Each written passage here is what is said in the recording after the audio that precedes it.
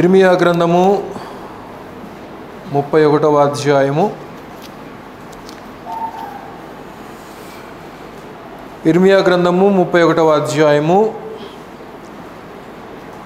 13వ వచనాన్ని చదువుతున్నాను, దయచేసి గమనించండి. ఇర్మియా గ్రంథము 31వ అధ్యాయము 13వ వచనం.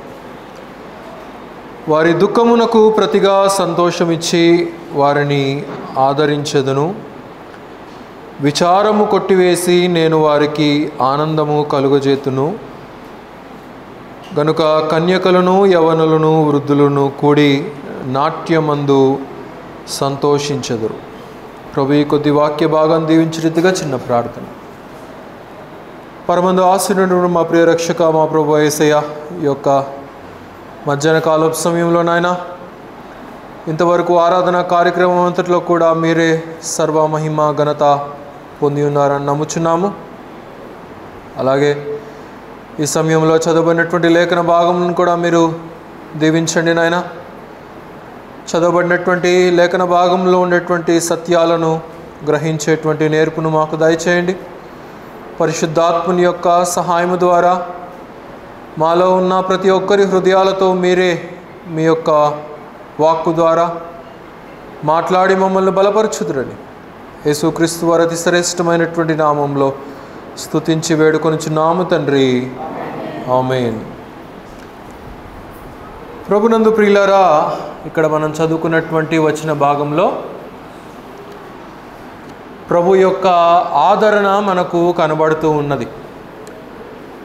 ప్రతి ఒక్కరి జీవితంలో కూడా దేవుని యొక్క ఆదరణ అనేది చాలా అవసరమైనటువంటిది. ప్రస్తుత లోకంలో మనం చూసినట్లయితే ఏదో ఒక రీత్యా కష్టాలు, నష్టాలు, ఇబ్బందులు, అనారోగ్యాలు, అనేక స్థితిగతుల మధ్య మానవుడు నివసిస్తూ ఉన్నాడు. కానీ ఎంత చెట్టుకు అంత గాలి అన్నట్టుగా మరి ఎవరికి ఉండేటువంటి కష్టాలు వారికి లేకపోలేదు.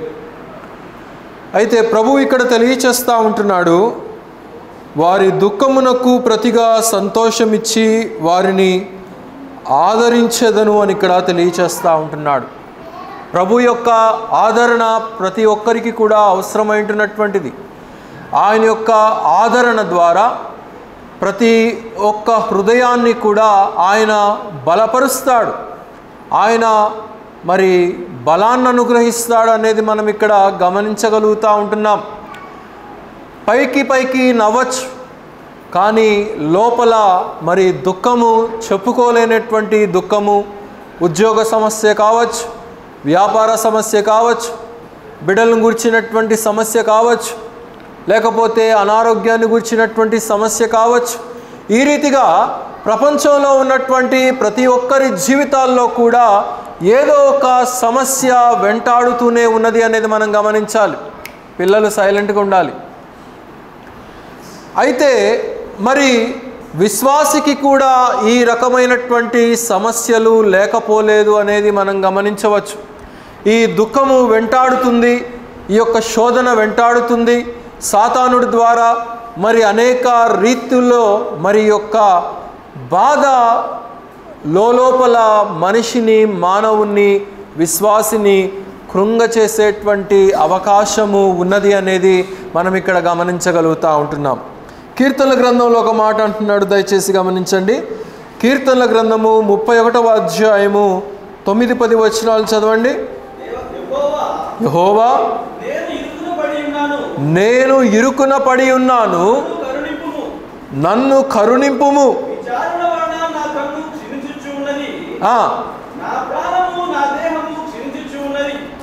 గనుక నా ప్రాణము నా దేహము క్షీణించుచూ ఉన్నది అని ఇక్కడ దావీదు పలుకుతున్నాడండి.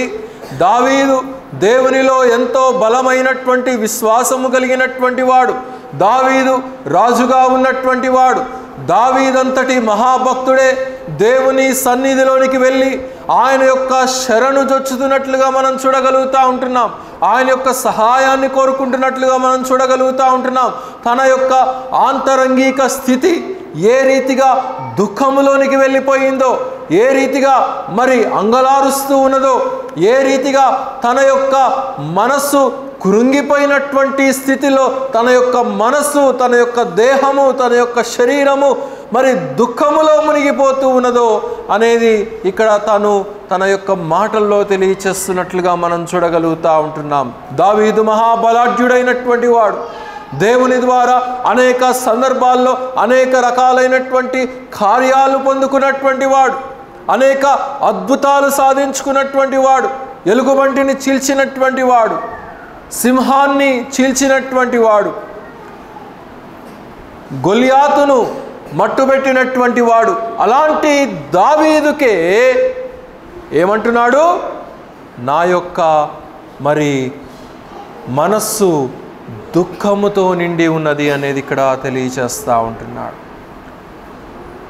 51వ కీర్తనలో మనం చూస్తాము కదా, 10వ వచనం చదవండి. దేవా శుద్ధ హృదయము కలుగ చేయుము, ఆ స్థిరమైనటువంటి మనస్సు మరలా పుట్టించుము,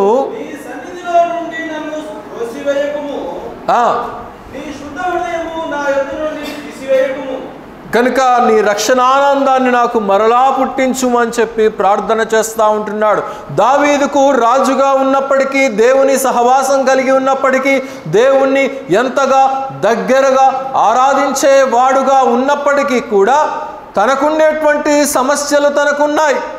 స్నేహితుల వల్ల కావచ్చు, చుట్టుపక్కల ఉండేటువంటి రాజ్యాల వల్ల కావచ్చు, తాను ఎంతో తండ్రి స్థానములో ఎంచుకున్నటువంటి వ్యక్తి, గురువుగా ఎంచుకున్నటువంటి ఒక వ్యక్తి తనను మట్టుబెట్టాలని అనేక సమయాలు తనను మరి చంపేయాలని చెప్పి ప్రయత్నించినప్పటికీ కూడా, సౌలు విషయం అయినప్పటికీ కూడా అనేక రీతుల్లో మరి సొంత రక్తమే తనకు తిరుగుబాటు చేసింది అనేటువంటి విషయమైనప్పటికీ కూడా, కుమారుడైనటువంటి అబ్షాలోము తండ్రి మీద తిరుగుబాటు చేసినప్పుడు, తండ్రిని హతమార్చాలని చెప్పి పన్నాగాన్ని పన్నినప్పుడు తన హృదయము ఎంతగా విచారపడిపోయిందో, ఎంతగా కృంగిపోయిందో. తనను ఆదరిస్తాడనుకున్నటువంటి కుమారుడు, తన తర్వాత తన రాజ్యాన్ని వెళ్తాననుకున్నటువంటి కుమారుడు సొంత రక్తము తనకు తిరుగుబాటు చేసి తనను వెలివేసేటువంటి పరిస్థితి వచ్చినప్పుడు ఆ రాజుగారి యొక్క హృదయము, what would have been the burden of his heart, తన హృదయ భారము ఎంతగా మరి లోపల కృంగిపోయినటువంటి స్థితి. కొన్నిసార్లు చెప్పుకోలేనటువంటి కష్టాలు, కొన్నిసార్లు చెప్పుకోలేనటువంటి ఇబ్బందులు, స్నేహితులు వెలివేసినప్పుడు, బంధువులు వెలివేసినప్పుడు, అందరూ ప్రక్కన పెట్టేసినప్పుడు, నేను ఒంటరినైపోయానే, నా దుఃఖమును నివారించటానికి ఎవరూ లేరే అని చెప్పి అనుకుంటున్నావేమో. కానీ దేవుడు నీ యొక్క దుఃఖాన్ని నివారించటానికి ఆయన సంసిద్ధంగా ఉంటున్నాడు. ఆయన నిన్ను ఆదరించటానికి సంసిద్ధంగా ఉంటున్నాడు అనేది మనం ఇక్కడ గమనించాలి ప్రియులారా. అలాగైతే విశ్వాసి యొక్క జీవితము ఎన్నో ఎత్తు పల్లాలతో ముందుకు కొనసాగవలసినటువంటి వారమైంటున్నాం. It is not a road of flowers. అది పూల బాట కాదు. అది ఎన్నో కష్టాలు, ఎన్నో ఇబ్బందులు, ఎన్నో చిక్కులు, ఎన్నో సమస్యలు, ఎంతో దుఃఖకరమైనటువంటి పరిస్థితులు, సంతోషము, అన్ని రకాలైనటువంటి స్థితిగతుల మధ్య విశ్వాసి ముందుకు అడుగు వేయవలసినటువంటి వారమై ఉంటున్నాం. అలాగైతే లూకాసు సువార్తలో ఒక ఉదాహరణ మనం గమనించుకుందాము. లూకాసు సువార్త 7వ అధ్యాయము 11వ వచనం నుండి చదవండి. వెంటనే ఆయన నాయనను ఒక ఊరికి వెలుచు ఉండగా, గమనించండి, ఆయన నాయీన్ అనేబడేటువంటి ఒక పట్టణానికి వెళ్తూ ఉంటున్నాడు. ఆ యొక్క ఊరికి మరి వెళ్తూ ఉంటుండగా మరి ఈయనను అనేక మంది జన సమూహము వెంబడిస్తున్నట్లుగా మనం చూడగలుగుతూ ఉంటున్నాం. మరి అప్పట్లో మనకి ఇప్పుడు ఉన్నట్లుగా అడ్వర్టైజ్మెంట్లు లేవు. రేడియోల్లో కానీ టీవీల్లో కానీ మరి పలాని వ్యక్తి పలాని దగ్గరకు వస్తున్నాడు అనేటువంటిది ఏమీ కూడా లేదు. పెద్ద పెద్ద బ్యానర్లు వేసో, ఫ్లెక్సీలు వేసో, పెద్ద పెద్ద హోర్డింగ్స్ వేసో మరి ఒక యాడ్ని ఇచ్చేటువంటి ప్రక్రియ ఏమీ కూడా లేదు. కానీ యేసు ప్రభువు వారు చేసినటువంటి అద్భుతాలు, యేసు ప్రభువు వారు కనుపరిచినటువంటి స్వస్థతలు, యేసు ప్రభువు వారు చూపించినటువంటి ప్రేమ, ఆయన చేసినటువంటి అనేక రకాలైనటువంటి కార్యాలు ఆయనకు ప్రసిద్ధిని తీసుకొని వచ్చినట్లుగా మనం చూడగలుగుతూ ఉంటున్నాం. అయితే ఈయన వెంట బహుజన సమూహములు వెంట వెళ్తున్నట్లుగా మనం చూడగలుగుతూ ఉంటున్నాం. క్రిందకి చదవండి. ఆ ఊరి గవిని దగ్గరకు వచ్చినప్పుడు చనిపోయినటువంటి ఒకడు వెలుపలికి మోసుకొనుచు వచ్చుచుండెను. చాలండి.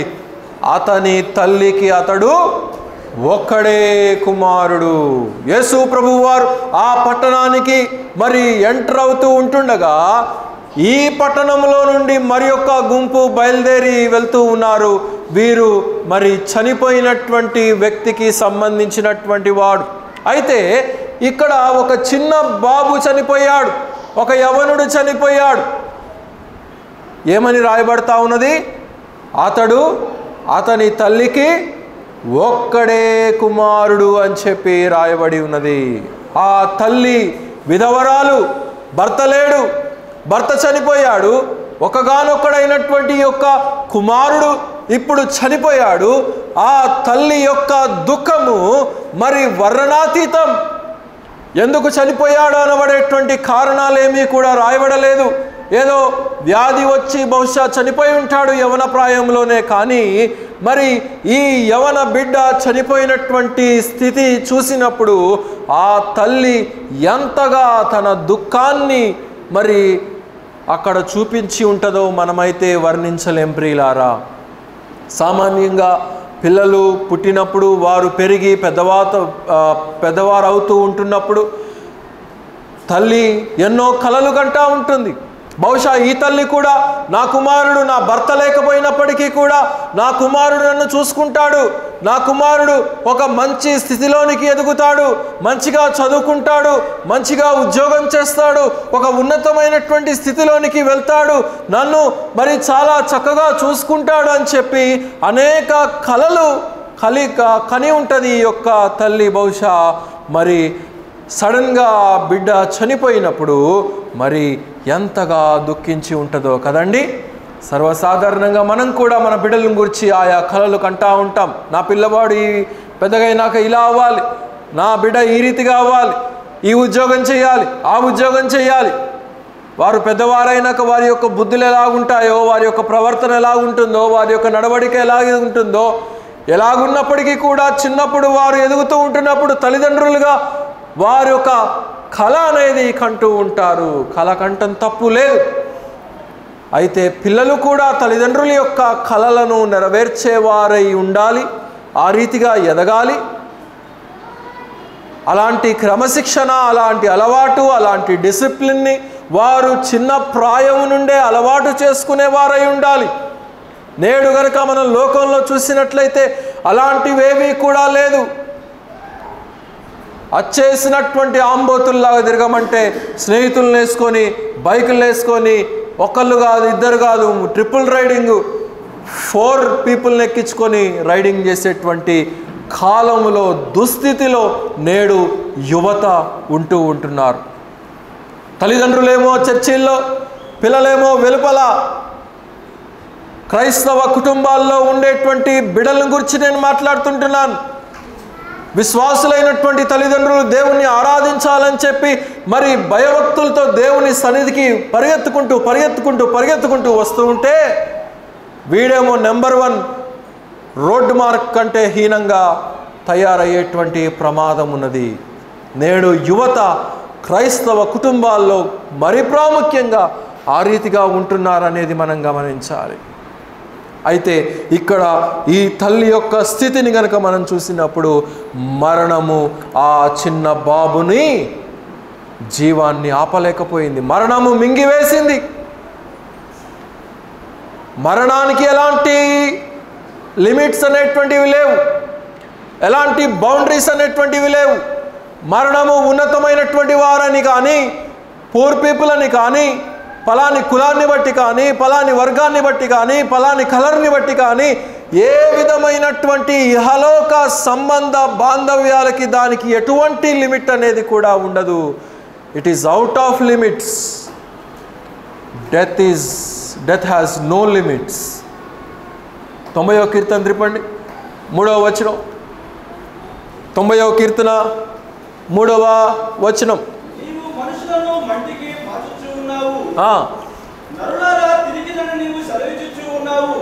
చాలండి. కనుక నీవు మనుషులను మంటికి మార్చుచూ ఉన్నావు. కనుక మన్నైనది మంటిలోనికి పోవలసిందే. మానవుడు ఎప్పుడు చనిపోతాడని కానీ, మానవునికి తన జీవము ఎప్పుడు ఆగిపోతుందని కానీ ఏ ఒక్కరికి కూడా తెలియనటువంటి స్థితి, అది కేవలము దేవునికి మాత్రమే తెలిసినటువంటి స్థితి అనేది మనం గమనించాలి. అయితే ఇక్కడ మనం చూడగలుగుతూ ఉంటున్నాము, మరి ఆ మరణము ఈ చిన్నవారిని మరి మృంగివేసినట్లుగా మనం చూడగలుగుతూ ఉంటున్నాం. ధనము రక్షించలేదు, భౌతికంగా ఉన్నటువంటి సెక్యూరిటీ గార్డ్స్ రక్షించలేరు మరణాన్ని. మనకు తెలుసు కదా, మన దేశానికి సంబంధించినటువంటి ఒక ప్రైమ్ మినిస్టర్ తాను సెక్యూరిటీగా ఏర్పాటు చేసుకున్నటువంటి తన సెక్యూరిటీయే హతమార్చి వేశారు. ఎవరండి? సోనియా గాంధీ, ఇందిరాగాంధీ. తనను కాపాడుతారనుకున్నటువంటి వ్యక్తులే తనను చుట్టుముట్టి తనను మరి చంపివేసినటువంటి పరిస్థితులు. కనుక మరణము ఎవరికి ఎటువైపు నుండి వస్తుందో ఎవరు కూడా ఊహించలేరనేది మనం గమనించాలి. యోబును గురించి రాస్తాడు పరిశుద్ధాత్ముడు, యోబంతటి ధనవంతుడు లేడంట. అలాంటి ధనవంతుడు మరి 7 కుమారులు 3 కుమార్తెలు మరి బ్రహ్మాండంగా పార్టీ చేసుకుంటా ఉన్నారు. పార్టీ ఉంటుండగా మరణము వచ్చి ఆ 10 మందిని చంపివేసినటువంటి పరిస్థితిని మనం చూడగలుగుతూ ఉంటున్నాం. కనుక మరణమునకు దేనితో కూడా పొంతన లేదు. అది వచ్చిందంటే ఎవరైనా ఏ క్షణానైనా సరే వెళ్ళిపోవలసిందే. ఇక్కడ ఈ చిన్నవాడు కూడా అలాగే ఉంటున్నట్లుగా మనం చూడగలుగుతూ ఉంటున్నాం. కానీ దేవుని యొక్క ఆదరణ, దేవుని యొక్క మరి మనస్సు ఆ ఊరిలోనికి నడిపించినట్లుగా మనం చూడగలుగుతూ ఉంటున్నాం. మత్తయి సువార్త 7వ అధ్యాయము 24వ వచనం చదవండి. కాబట్టి ఈ నా మాటలు విని వాటి చొప్పున చేయు ప్రతివాడు బండ మీద తన ఇల్లును కట్టుకొని బుద్ధిమంతుని పోలియుండును.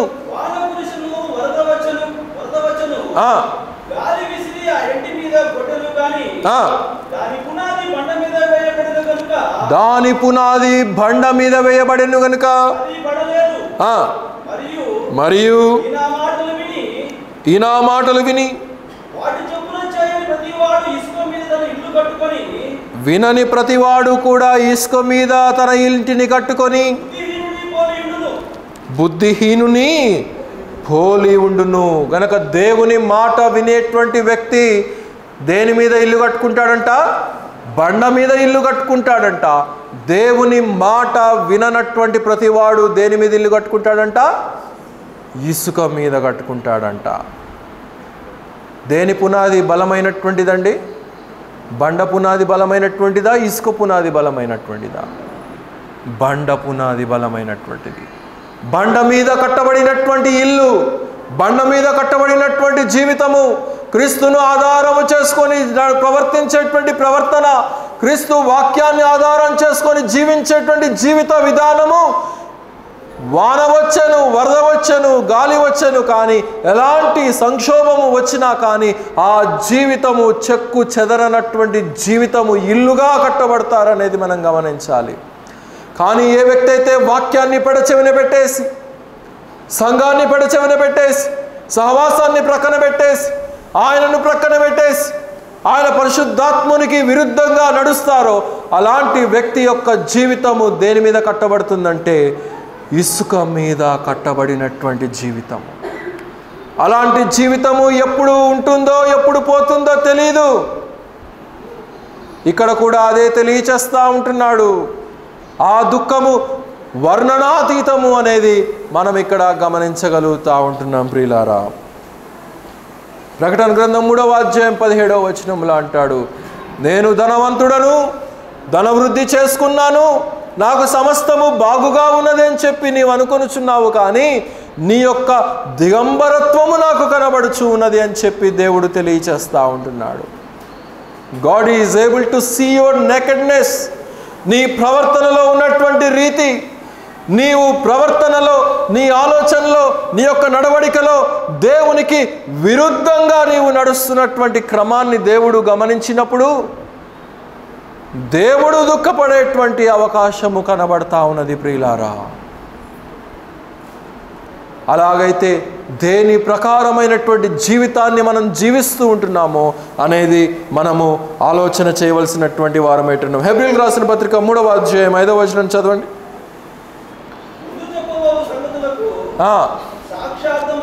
సాక్షార్థముగా మోషే పరిచారకుడై ఉండి దేవుని ఇల్లంతటిలో నమ్మకముగా ఉండెను. అయితే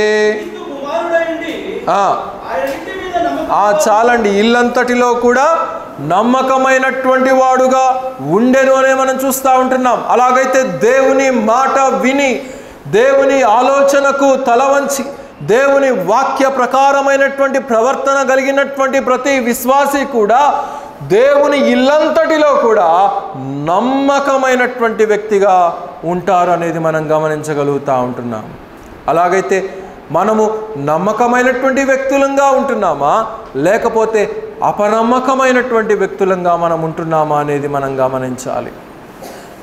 బయటకు చూడటానికి బాగానే కనబడవచ్చు, బాగానే డ్రెస్సులు వేసుకోవచ్చు, బాగానే అలంకరించుకోవచ్చు, కానీ హృదయము యొక్క స్థితి కుళ్ళిపోయినటువంటి స్థితి. రాజుల 2వ గ్రంథం 2వ అధ్యాయం 1వ వచనం నుండి మనం చూస్తాం కదా, ఎరికోలో ప్రవహిస్తున్నటువంటి నీరు, ఎరికో గొప్ప పట్టణమే, కానీ దాంట్లో నీరేమైపోయిందంట, చెడిపోయి ఉండెను. నీరు మంచిది కాదు అని రాస్తాడు. అంటే బయటకి చూడటానికి అంతా బాగానే ఉన్నది, కానీ నీరు ప్రవహించేటువంటి జీవనాడి కుళ్ళిపోయినటువంటి స్థితి, చేదైనటువంటి స్థితి ఇక్కడ మనం చూడగలుగుతూ ఉంటున్నాం. అలాగైతే లూకా సువార్తకు రండి. ఆ పట్టణంలోనికి యేసు ప్రభువు వారు ప్రవేశిస్తూ ఉన్నారు. తనతో పాటు గొప్ప జన సమూహము ఆయనను వెంబడిస్తూ ఉంటున్నారు. అదే పట్టణము వెలుపల గవిని దగ్గర మరి ఒక బృందము వస్తూ ఉంటున్నారు. వీరు చనిపోయినటువంటి వ్యక్తికి చెందినటువంటి వారుగా మనం ఇక్కడ చూడగలుగుతూ ఉంటున్నాం.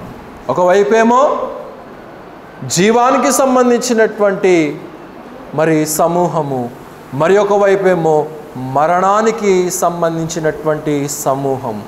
ఈ రెండు కూడా ఒకదానికి ఒకటి ఎదురుపడుతున్నాయి. Death is about to face the eternal saviour. మరణము నిత్యరక్షకుణ్ణి ఎదుర్కోవలసినటువంటి సన్నివేశము మనకిక్కడ కనబడతా ఉన్నది ప్రియులారా. ఏది విన్ అవుతుందండి? మరణం విన్ అవుతుందా? ప్రభు విన్ అవుతాడా? చెప్పండి. ప్రభువే విన్ అవుతాడు. అలాగైతే ఇక్కడ మనం చూడగలుగుతూ ఉంటున్నాము, ప్రభు ఎంతో కనికరపడి ఆమెతో మాట్లాడుతుంటున్నట్లుగా మనం చూడగలుగుతూ ఉంటున్నాం. చదవండి లూకా సువార్త 7:13. కాబట్టి గమనించండి, నీ తండ్రి కనికరము గలవాడై ఉన్నట్లు. యేసు ప్రభు వారి యొక్క క్యారెక్టర్లోనే ఆ యొక్క కంపాషన్ అనేది ఉంది. కనికరం అనేటువంటి ఆ మాట ఆయన యొక్క ప్రవర్తనలో ఇమిడి ఉన్నది, ఆయన యొక్క ఆలోచనలో ఇమిడి ఉన్నది, ఆయన యొక్క క్రియల్లో ఇమిడి ఉన్నది. ఆయన కనికరపడేటువంటి వాడు. ఏ వ్యక్తి అయితే దిగులుతో ఉంటాడో, ఏ వ్యక్తి అయితే చింతపడుతూ ఉంటాడో, ఏ వ్యక్తి అయితే దుఃఖములో మరి డిప్రెషన్లో, మరి ఇది మానవునికి అసాధ్యమైనటువంటిది, నా చుట్టూ ఉన్నటువంటి వారు నన్ను ప్రక్కన పెట్టేసి నన్ను వెలివేశారు కానీ అని నువ్వు అనుకొనుచున్నావేమో, కానీ నిన్ను ఆదరించగలిగినటువంటి వాడు, నీ మీద కనికరము చూపగలిగినటువంటి వాడు నీ పరలోకపు తండ్రి అనేది నీవు మరుస్తున్నావేమో గమనించాలి ప్రియులారా. అలాగైతే ఇక్కడ మనం చూడగలుగుతూ ఉంటున్నాము, ఆయన కనికరపడేటువంటి ప్రభువు. లూకాసు సువార్త 6:36 చదవండి. లూకాసు సువార్త 6:36. కాబట్టి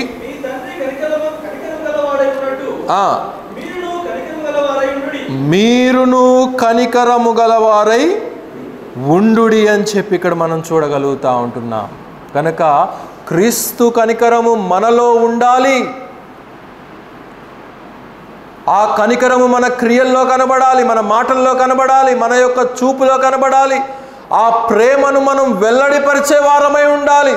అంతేకాని కఠినంగా వ్యవహరించే వారంగా మనము ఉండకూడదనేది మనం గమనించాలి. కనుక ఈ యొక్క తల్లి ఎంతో దుఃఖముతో తన హృదయం అంతా కూడా నిండికొని ఉంటుండగా యేసు ప్రభు వారి యొక్క చూపు ఈ తల్లి మీద పడింది, తన హృదయ స్థితి మీద పడింది. అందుకే ఆయన అక్కడ జరిగినటువంటి సన్నివేశాన్ని, ఆయన కనికరిస్తున్నటువంటి క్రమాన్ని ఇక్కడ మనం చూడగలుగుతూ ఉంటున్నాం. ఒకసారి అబ్రహాము కూడా అన్నాడు, ఎంతో దుఃఖంతో ఏడుస్తూ ఉంటున్నాడు అబ్రహాము. తన హృదయం అంతా కూడా మరి దుఃఖముతో నిండిపోయి ఉంది. ప్రభు అడిగాడు, ఎందుకు అబ్రహాము ఏడుస్తున్నావంటే, ప్రభువా నన్ను నీవు ఎంతగానో దీవించావు నాయనా, ఈ దీవెనలంతటికి కూడా నా దాసుడే అలా అర్హత అయిపోతాడు, కానీ నా కడుపున పుట్టినటువంటి నా సంతానము నాకు లేదు కదా, నీ ఆశీర్వాదాలన్నిటినీ కూడా వారసత్వంగా అనుభవించటానికి ఒక్క వారసుడు కూడా నాకు లేడే అని చెప్పి అబ్రహాము దుఃఖించి ప్రలాపిస్తూ ఉంటే దేవుడు అంటాడు, దుఃఖపడబాక, నీకు నీ సంతానము లభిస్తుంది అని చెప్పి అబ్రహామును ఆదరించినటువంటి క్రమాన్ని మనం ఇక్కడ గమనించగలుగుతూ ఉంటున్నాం. కనుక ఆయన చూసి వెళ్ళిపోయేటువంటి దేవుడు కాడు, ఆయన చూసి ఆదరించేటువంటి దేవుడు. ఆయన మన యొక్క హృదయంలో ఉన్నటువంటి స్థితిని, అది ఏ విధమైనటువంటి స్థితి అయినా కావచ్చు, ఏ రకమైనటువంటి సమస్య అయినా కావచ్చు, ఈ లోకంలో మనం ఎదుర్కొంటున్నటువంటి ఎలాంటి పరిస్థితినైనా సరే ఆయన ఎమోషన్ లేనటువంటి దేవుడు కాడు, కానీ ఆయన అలాంటి అనుభూతి పొందినటువంటి ప్రభు అని మనం గమనించవచ్చు. యోహాను సువార్త 11వ అధ్యాయము 35వ వచనాన్ని చదవండి. యోహాను సువార్త 11:35. యేసు కన్నీళ్లు విడిచెను. లాజరు ప్రియ శిష్యుడు చనిపోయినప్పుడు యేసు ప్రభు వారు కన్నీరు విడిచినట్లుగా మనం చూడగలుగుతూ ఉంటున్నాం. ఎందుకు కన్నీరు విడిచాడు? మరణాన్ని జయించలేనని ఆయన కన్నీరు విడిచాడా? ఇక్కడ నేను అద్భుతాన్ని చేయలేనని చెప్పి ఆయన కన్నీరు విడిచాడా? తన ప్రియ శిష్యుడు, తను ఎంతగానో ప్రేమించినటువంటి వ్యక్తి మరి ఆ స్థితిలోనికి వెళ్ళిపోయేటువంటి ఆ అనుభూతిని గమనించినప్పుడు ప్రభు యొక్క కళ్ళల్లో నుండి కన్నీరు వచ్చినట్లుగా మనం చూడగలుగుతూ ఉంటున్నాం. అలాగైతే ఆయన నీ హృదయంలో ఉంటున్నటువంటి దుఃఖాన్ని, నీ యొక్క కళ్ళల్లో ఉంటున్నటువంటి నీ యొక్క కన్నీటిని ఆయన యొక్క మధ్యాహ్న కాలంలో చూస్తున్నటువంటి వ్యక్తిగా మనం చూడగలుగుతూ ఉంటున్నాం. అయితే గమనించండి, లూకాసు సువార్త 7:14 చదవండి. ఆయన చిన్నవాడా లెమ్మని నీతో చెప్పుచున్నానని అంతనితో అనగా ఆ చిన్నవాడు లేచి మాటలాడసాగెను అని ఇక్కడ మనం చూడగలుగుతూ ఉంటున్నాం. యేసు ప్రభు వారు ఏ మాట పలికినా కానీ అండి, పరిశుద్ధాత్ముడు ఇమ్మీడియట్గా రియాక్ట్ అవుతాడు. ఆయన పలకడం ఆలస్యం. పరిశుద్ధాత్ముడు ఆ అద్భుతాన్ని చేయటానికి ఆయన సంసిద్ధంగా ఉంటాడు. ఆ కోనేటిలోనికి దూత ఎప్పుడైతే వచ్చి ఆ యొక్క నీటిని కదపగా ఏమైపోయింది? ఆ మరుక్షణాన ఎవడైతే మొదటిగా ఆ కోనేటిలోనికి ప్రవేశిస్తాడో వాడు శుద్ధుడవుతున్నట్లుగా మనం చూడగలుగుతూ ఉంటున్నాం. అది దైవ కార్యము. దేవుడు ఏ వ్యక్తినైతే కనికరిస్తాడో, దేవుడు ఏ వ్యక్తినైతే ఆదరిస్తాడో, ఆయన తన నోటి నుండి ఆ మాటను పలికిన మరుక్షణమే ఆ మాట నెరవేర్చబడుతుంది, ఆ దుఃఖము నివారించబడుతుంది. ఆ తల్లి ఎంతో దుఃఖపడి ప్రలాపిస్తూ ఉన్నది, కానీ ఆమె యొక్క కన్నీటిని చూసినటువంటి ఆ ప్రభువు నేరుగా వెళ్ళాడు. ఆ యొక్క బాక్సును మరి తాకినట్లుగా మనం చూడగలుగుతూ ఉంటున్నాం. వెంటనే ఆయన చెయ్యి వేయగానే ఆ మోస్తున్నటువంటి వ్యక్తులు ఆగిపోయారు. ఏ వ్యక్తి చనిపోయినా కానీ 6/3 గనుక దానిని మోస్తూ ఉంటుండగా వారు అక్కడ ఆగిపోయారు. యేసు ప్రభు వారి యొక్క మరి చెయ్యి ఎప్పుడైతే దాని మీద ఉంచి చిన్నవాడా లెమ్మని చెప్పి అనగానే ఆ చిన్నవాడేమయ్యాడంట? వెంటనే లేచినట్లుగా మనం చూడగలుగుతూ ఉంటున్నాం. In whatever state might be you are in, నీవు ఎలాంటి స్థితిగతుల మధ్య నీవు ఈ మధ్యాహ్న కాల సమయంలో ఉన్నావో, కానీ ఆయన నీ దుఃఖాన్ని, నీ కన్నీటిని, నీ పరిస్థితిని, నీ అంగలార్పును ఆయన చూస్తున్నాడు, గమనిస్తున్నాడు, ఆయన వింటున్నాడు అనేది మనం గమనించాలి ప్రియులారా. చూసేటువంటి దేవుడు విడిచి వెళ్ళేటువంటి వాడు కాడు, కానీ ఆయన దుఃఖాన్ని మరి సంతోషంగా మార్చేటువంటి ప్రభువుగా మనం చూడగలుగుతూ ఉంటున్నాం. ఎందుకంటే మానవుడు మనుషులను నమ్ముకోలేదు. నరుని నమ్ముట కంటే యెహోవాను ఆశ్రయించుట మేలు. సమూయేలు మొదటి గ్రంథం త్రిప్పండి 15:29. మరియు చాలండి, ఇశ్రాయేలునకు ఆధారమైన వాడు నరుడు కాడు. అలాగైతే నా జీవితాలకు కూడా క్రీస్తు రక్తంలో శుద్ధీకరించబడినటువంటి ప్రతి విశ్వాసి యొక్క జీవితానికి కూడా ఆధారమైన వాడు నరుడు కాడు. పరలోకములో నివసించేటువంటి జీవము కలిగినటువంటి ప్రభువు అనేది మనం గమనించాలి. అలాంటి ప్రభువు మన జీవితాలకు ఆధారమైనప్పుడు ఎలాంటి దుఃఖమైనా సరే అది వెడలిపోవలసిందే. 118వ కీర్తన 8వ వచనం, మనుషులను నమ్ముకొనుట కంటే యెహోవాను ఆశ్రయించుట మేలు. కనుక మానవుల వైపు చూడకండి. ఎంతసేపు వాళ్ళు అది చేస్తారు, వీళ్ళు ఇది చేస్తారు, అధికారులు నాకు ఈ సహాయం చేస్తారు, ఆ సహాయం చేస్తారు, ఎన్ని ఆఫీసుల చుట్టూ తిరిగినా, ఎన్నిసార్లు చేసినా, ఎంతమంది బంధువుల చుట్టూ తిరిగినా, మరి స్నేహితుల చుట్టూ తిరిగినా ఏమీ ప్రయోజనము లేదు. ఆకాశంలో ఉన్నటువంటి దేవుని వైపు మనం చూడవలసినటువంటి వారమై ఉంటున్నాం. నరుని ఆశ్రయించవద్దు. నరుడు దుఃఖపరుస్తాడు, బంధువులు దుఃఖపరుస్తారు, బంధువులు వెలివేస్తారు, సొంత రక్తము తిరుగుబాటు చేస్తుంది అనేది మనం గమనించాలి. కానీ దేవుడు మాత్రము తిరుగుబాటు చేసేటువంటి వాడు కాడు. 123వ కీర్తన 1వ వచనం నుండి చదవండి.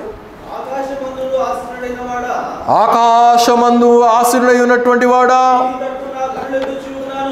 నీ తట్టు నా కన్నులెత్తుచూ ఉంటున్నాను. గమనించండి, దాసుని తట్టు తన యజమానుడు చదవండి మళ్ళీ ఒకసారి. దాసుల యొక్క కన్నులు తన యజమానుల వైపు చూసినట్లు, దాసి కన్నులు తన యజమానురాల వైపు చూచినట్లు మన దేవుడైన యెహోవా మనలను కరుణించు వరకు. ఏమంటున్నాడు? మన కనులు ఆయన తట్టు చూచుచూ ఉన్నవి. Look towards him, do not look towards the man, look towards the God who is in the sky. ఆకాశమందు ఆశీనుడై ఉన్నటువంటి ఆ ప్రభు వైపు మనం చూసినప్పుడు ఎంతో మార్పు మన జీవితాల్లో వస్తుంది అనేది మనం గమనించాలి. దుఃఖస్థితి పోతుంది, డిప్రెషన్ పోతుంది, హ్యాపీనెస్ వస్తుంది, సంతోషము వస్తుంది, ఉల్లాస వస్త్రం, రక్షణ వస్త్రం, అనేక రకాలుగా దేవుడు మనలను బలపరిచేటువంటి ప్రభువుగా మనం చూడగలుగుతూ ఉంటున్నాం. ఆదరించేటువంటి ప్రభువుగా మనం చూడగలుగుతూ ఉంటున్నాం. ప్రియులారా, కొన్నిసార్లు దేవుని సన్నిధిలో ఉన్నప్పటికీ కూడా దేవుని వైపు చూడలేకపోతుంటారు కొంతమంది. ఎంతసేపు చూసినా ఫోన్ల వైపు, ప్రక్కన ఉన్నటువంటి వారి వైపు, ఎంతసేపు ఇదే. కనీసం దేవుని సన్నిధికి వచ్చైనా కానీ అదిగో ఆ ప్రభువును ఆరాధించాలని కానీ, ప్రభువును సేవించాలని కానీ, ఆ ప్రభు వైపు నా ఆత్మను త్రిప్పాలని కానీ, దేవుని సన్నిధికి వస్తేనే అంతంత మాత్రంగా ఉంటే ఇక వెలుపల లోకంలో ఉంటే ఏంటి పరిస్థితి? కనుక ప్రభునందు ప్రియులారా, ప్రకటన గ్రంథం 21వ అధ్యాయము 4వ వచనం చదవండి. ఆయన వారి కన్నుల యొక్క ప్రతి బాష్ప బిందువును తుడిచివేయును. చాలండి, ప్రతి బాష్ప బిందువును ఆయన తుడిచివేయును. గనుక ప్రియ సహోదరుడా, ప్రియ సహోదరి, నీవు దేని కొరకు దుఃఖిస్తున్నావో ఆయన నీ ప్రతి బాష్ప బిందువును కూడా ఆయన ఈ క్షణములో ఆయన చూస్తూ ఉంటున్నాడు. నీవు ప్రార్థన చేసేటువంటి ప్రతి సమయంలో కూడా ఆయన చూస్తూ ఉంటున్నాడు.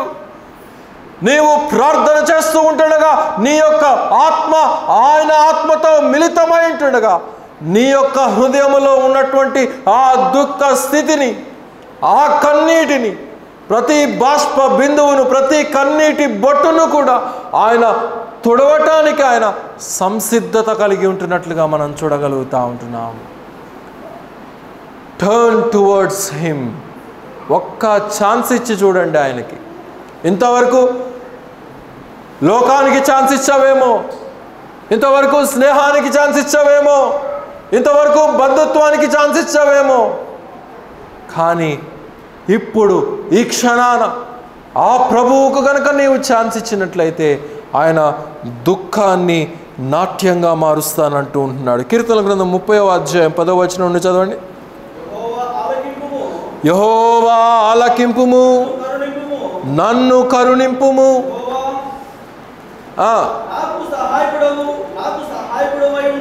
నాకు సహాయకుడవై ఉండుము. నీవు నా గోనె పట్టను విడిపించి సంతోష వస్త్రమును నాకు ధరింపచేసి ఉన్నావు. యెహోవా నా దేవా, నిత్యము నేను నిన్ను స్తుతించెదను. గనుక ఆ యొక్క దుఃఖ వస్త్రము పోయింది. దేవుడు యొక్క ఆదరణ ఎప్పుడైతే మన జీవితాలకు తాకిందో, ఆయన యొక్క కనులు మన జీవితాల మీద, మన హృదయం మీద ఎప్పుడైతే పడ్డాయో మన దుఃఖ స్థితి పోయింది. సంతోష వస్త్రాన్ని నేను నీకు ఇస్తున్నానని చెప్పి తెలియజేస్తూ ఉంటున్నాడు. అలాగైతే ఇప్పుడు నేను నిన్ను స్తుతిస్తాను అని చెప్పి కీర్తనాకారుడు పలుకుతున్నట్లుగా మనం చూడగలుగుతూ ఉంటున్నాం. He want to rise you up. ఎఫెసీ 2:4 చదవండి. అయినను దేవుడు కరుణా సంపన్నుడై ఉండి, గమనించండి, మన యొక్క అపరాధముల చేత మనము చచ్చిన వారమై ఉన్నప్పుడు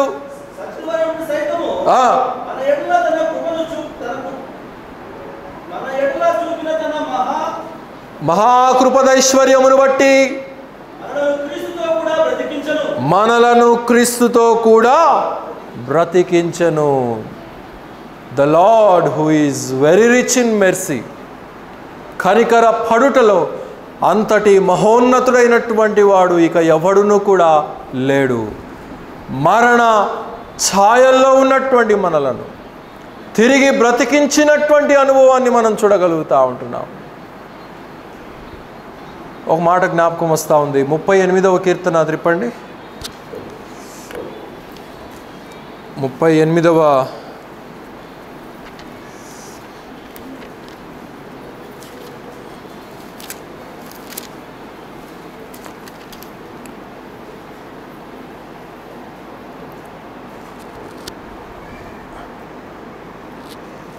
వచనం నుండి, ప్రభువా నా అభిలాష అంతయు నీకే కనబడుచు ఉన్నది, నా నిట్టూర్పులు నీకు దాచబడి ఉండలేదు.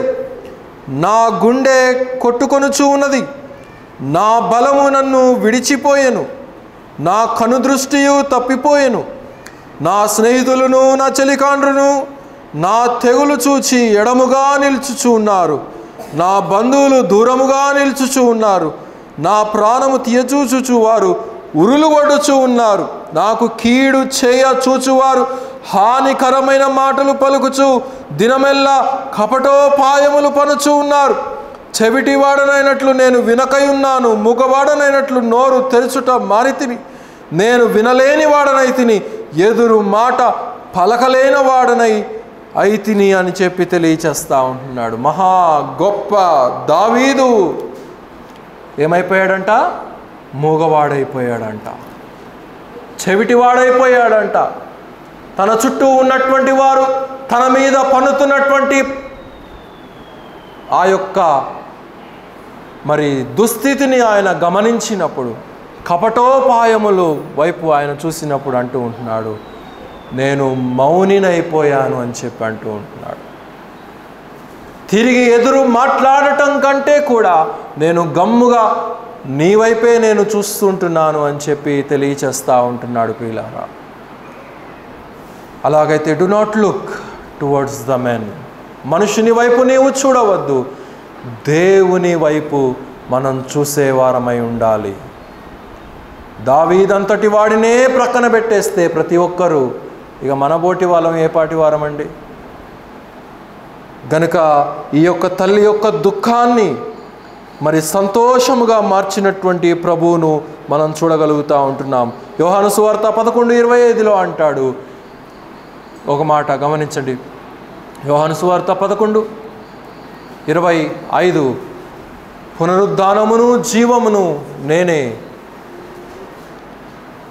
నా యందు ఉన్నటువంటి వాడు చనిపోయినను బ్రతుకును అని అంటూ ఉంటాడు. చదవండి. అందుకు యేసు, పునరుద్ధానమును జీవమును నేనే, నా యందు విశ్వాసముంచు ప్రతివాడు చనిపోయినా కానీ తిరిగి బ్రతుకుతాడు. బ్రతికి నా యందు విశ్వాసముంచు ప్రతివాడు ఎన్నటికి చనిపోడు. కనుక పునరుద్ధారుడైనటువంటి జీవము కలిగినటువంటి ఆ నిత్య రక్షకుడు ఎప్పుడైతే ఆ యొక్క ఊరిలోనికి ప్రవేశించాడో మరణము ఆగిపోయింది, దుఃఖము ఆగిపోయింది, ఆ తల్లి యొక్క కన్నీరు ఆగిపోయింది. ప్రభు యొక్క ఆదరణ ముందు మరణ బంధకములు నిలువలేదు. ప్రభు యొక్క కనికరము ముందు మరణము ఓడిపోయింది. ఆ బిడ్డ తిరిగి బ్రతికించబడినట్లుగా మనం చూడగలుగుతూ ఉంటున్నాం. ఈనాడు మన దుఃఖము కూడా నాట్యముగా మార్చబడుతుంది, జీవముగా మార్చబడుతుంది, సంతోషముగా మార్చబడుతుంది. అలాగైతే you need to give him a chance. ఆయన నీ మీద చెయ్యి వేయటానికి, నిన్ను ఆదరించటానికి, నిన్ను కనికరించటానికి కనుక నీవు ఒప్పుకున్నట్లయితే ఆయన సంతోషముగా మార్చటానికి ఆయన సంసిద్ధత కలిగి ఉంటున్నాడు. ఆఖరిగా మత్తయి సువార్త 4వ అధ్యాయము 4వ వచనం. అందుకు ఆయన,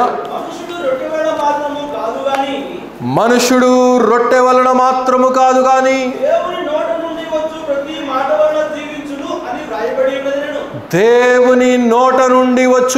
మాట వలన జీవించును. జీవం ఎక్కడ దాగి ఉన్నదండి? దేవుని యొక్క మాటలో ఉన్నది. దేవుని యొక్క మాటలో శక్తి ఉన్నది. దేవుని యొక్క మాటలో సృజనాత్మకమైన అయినటువంటి జీవము దాచిపెట్టబడి ఉన్నది అనేది మనం గమనించాలి. మరణము ఆయనలో లేదు, దుఃఖము ఆయనలో లేదు. సాతానుడు వేసేటువంటి అనేక రకాలైనటువంటి మాయోపాయాలు ఆయనలో లేవు. కానీ జీవమునకు నడిపించేది, సంతోషానికి నడిపించేది, మనుషులందరూ కూడా నిరాశ్రయులుగా మనల్ని చేసినప్పటికీ కూడా మనకు ఆధారము, మనకు జీవముగా ఉన్నటువంటి వాడు ప్రభువు అనేది మనం గుర్తించినప్పుడు దాన్ని సంతోషంగా మారుస్తాడు, మరణము నుండి జీవములోనికి నడిపిస్తాడు. గనక ఈ కొద్ది మాటలు మనందరి హృదయాల్లో ప్రభు నిండారులుగా దీవించునుగాక.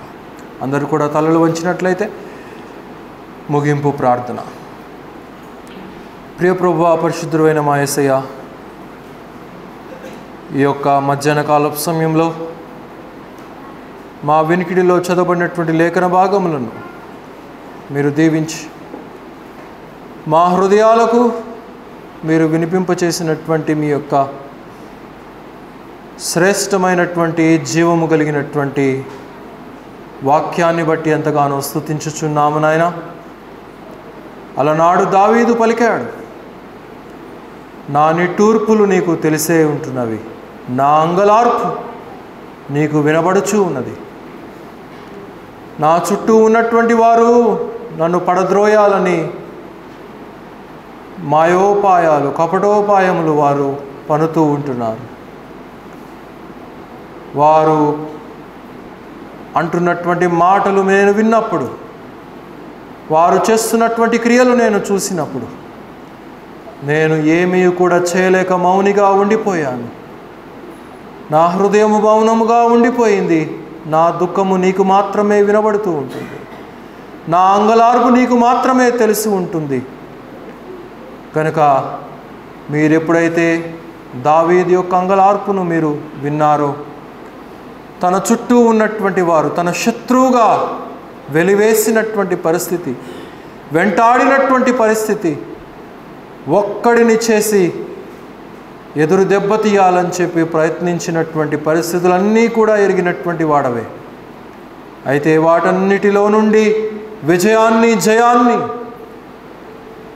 మరణము దావీదు జీవితాన్ని ఏలకుండా జీవాన్ని మీరు అనుగ్రహించినటువంటి రీతిని మేము గమనించినప్పుడు,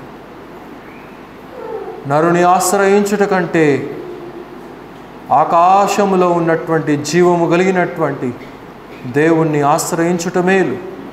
రాజులను ఆశ్రయించుట కంటే, అధికారులను ఆశ్రయించుట కంటే, వైద్యులను ఆశ్రయించుట కంటే, పరమ వైద్యుడుగా ఉన్నటువంటి నిన్ను ఆశ్రయించుట మేలు నాయన.